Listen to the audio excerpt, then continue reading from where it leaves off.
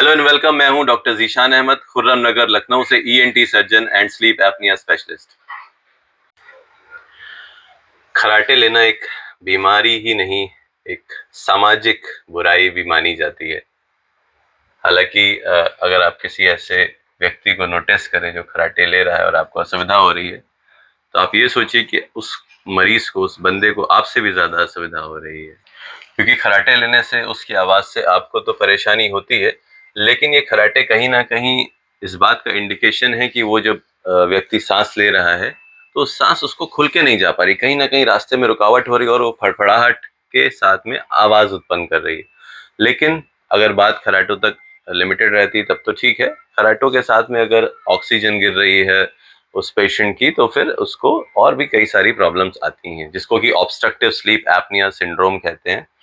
तो 8 आसान सवालों से हम जानेंगे कि कैसे हम खुद को इवैल्यूएट कर सकते हैं कि क्या हमें या उस व्यक्ति को ऑब्स्ट्रक्टिव स्लीप एपनिया की रिस्क कितनी। तो 8 सवालों में हर सवाल का जवाब हाँ या ना, 0 या 1 में रहेगा।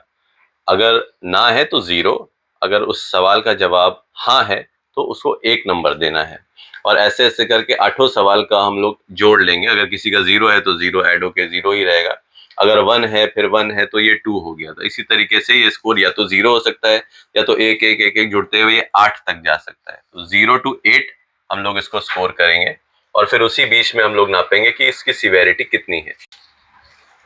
पहला सवाल खराटों से रिलेटेड है। क्या आपको बहुत तेज खराटे आते हैं या नहीं? नहीं आते हैं तो 0, आते हैं तो 1। आप यहाँ आए ही हैं, इसका मतलब कहीं ना कहीं खराटे हैं, तो इसको तो 1 मिल जाएगा। अगर नहीं आते हैं तो फिर 0 रहेगा।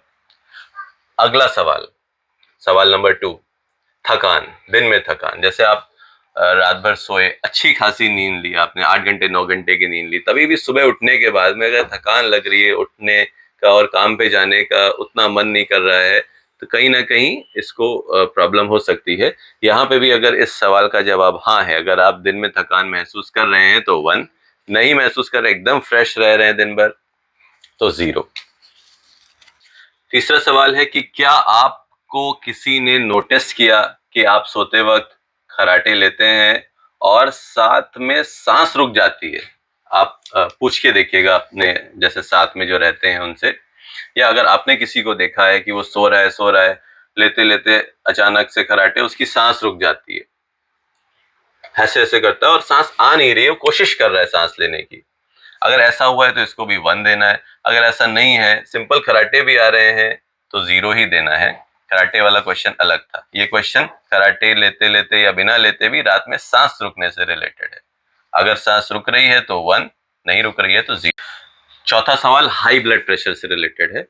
अगर आपको हाई ब्लड प्रेशर है, भले इलाज कर रहे हो नहीं कर रहे हो, दवा ले रहे हो नहीं ले रहे हो, या फिर लाइफस्टाइल मॉडिफिकेशन से कर रहे हो, अगर हाई बीपी है तो 1, अगर नहीं है तो 0। पांचवा सवाल, पांचवा सवाल है कि क्या आपका BMI 27.5 से ज्यादा है? अगर है तो 1, अगर 27.5 से कम है तो 0। अच्छा, ये BMI होता क्या है? BMI होता है बॉडी मास इंडेक्स। ये एक रेशियो है वेट और हाइट का। इसमें वेट हम लेते हैं केजीज में, जैसे मान लीजिए कि किसी का वेट 80 केजीज है तो 80 केजी उसका वेट हो गया। फिर उसको डिवाइड करते हैं हम हाइट के स्क्वायर से, और हाइट किस में होनी चाहिए? मीटर्स में होनी चाहिए। अगर आपकी हाइट से 165 सेंटीमीटर्स है तो 165 सेंटीमीटर का मतलब हुआ 1.65 मीटर। तो कैलकुलेटर लेंगे, 1.65 इंटू 1.65 करेंगे, जो भी रिजल्ट आया वो आपका डिनोमिनेटर हो गया, नीचे का पोर्शन हो गया। अब अपना फिर से कैलकुलेटर को 0 करेंगे, वेट लिखेंगे, वेट जो भी आपका केजी में वेट था, डिवाइड का साइन दबाएंगे, डिवाइड, और फिर अपनी जो ये वैल्यू आई है, हाइट इंटू हाइट करके जो वैल्यू आई है इसको लिखेंगे और इक्वल कर देंगे। तो जो भी आएगा रिजल्ट, ये आपका BMI है। अगर ये 27.5 से ऊपर है तो 1, अगर ये 27.5 से कम है तो 0। छठा सवाल, छठा सवाल है एज से रिलेटेड। अगर आपकी एज 50 से ऊपर है तो 1, अगर 50 से नीचे है तो 0। सेवेंथ क्वेश्चन, क्या आपका नेक सरकमफ्रेंस 40 सेंटीमीटर से ज्यादा है? अगर 40 सेंटीमीटर से ज़्यादा है तो जवाब में 1 होगा, और अगर 40 से कम है तो 0। नापेंगे कैसे? इंच टेप लेंगे, इंच टेप में सेंटीमीटर्स भी होते हैं, और ऐसे गर्दन पे रख करके हम लोग इसको ऐसे करके मार्क कर लेंगे। जो भी वैल्यू आएगी सेंटीमीटर्स में, जैसे यहाँ पे कितनी आई? 39 आई, तो 39 मतलब 40 से कम।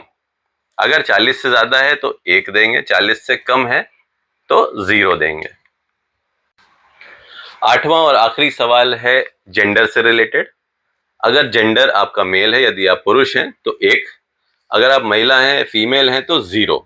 इस स्कोरिंग के लिए इस क्वेश्चन आखिरी सवाल का जवाब 0 या 1, मेल है तो 1, फीमेल है तो 0।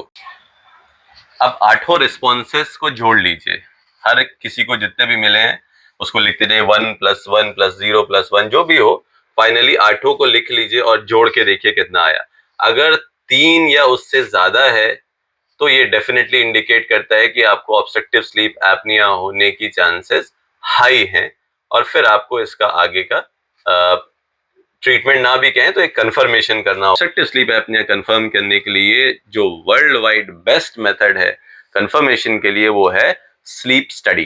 तो आप अपने ईएनटी डॉक्टर से मिलिए, वो आपकी स्लीप स्टडी कराएंगे, और फिर उसके हिसाब से यदि कंफर्म होती है तो इलाज चलेगा, और ये ठीक होने वाली प्रॉब्लम है। Thanks for watching and do share with your loved ones. Have a sound sleep.